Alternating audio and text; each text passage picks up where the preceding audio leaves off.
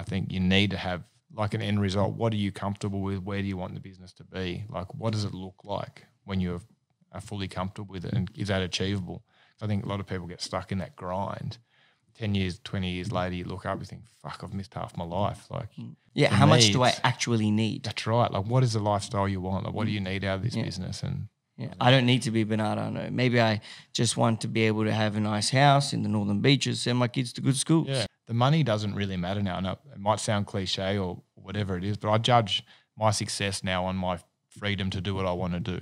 So if I have time to spend more time with my family, that's how I judge my success. If I have to be at work every day grinding away, that's not success. And so what does a work day for you look like? Or what does a typical week for you look like? I've really tried to structure my life so that family is first. So I do a lot of personal work in the morning. So usually I get up at 4:30 and I'll train from 5 till 6.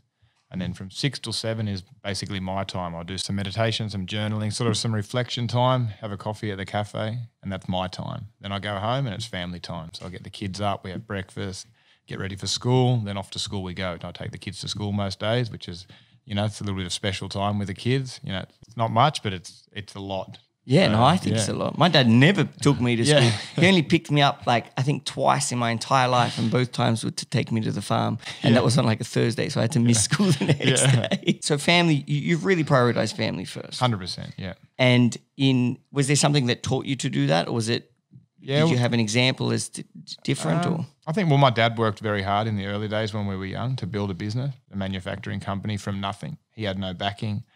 I was very lucky to have him back me and my brother in, and, financially as well. He had nothing. He sold his car. He sold everything to start his business. So he really did the grind, and I'm very grateful for what he did. But I guess him not being around as much as I would have liked as a child, I sort of thought I want to make sure I can give that to my children, because time is everything. Once they grow, they're gone. We grow, you turn into an adult, it's finished. Children, so you suckers. Yeah, the children are like so small for so little.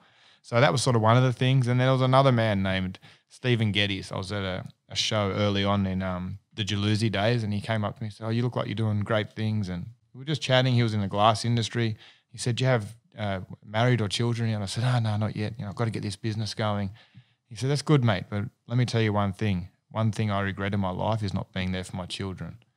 When you have children, make sure you're there. Business will be there, but children won't when you get older." Didn't think much of it at that night, and as soon as I had my son, I remember thinking of this guy, and I was like, "Holy shit, genius!" Yeah, and I can still remember his face. Like, I met him twice maybe, and he's just stayed in my brain forever. So I'm very thankful to him.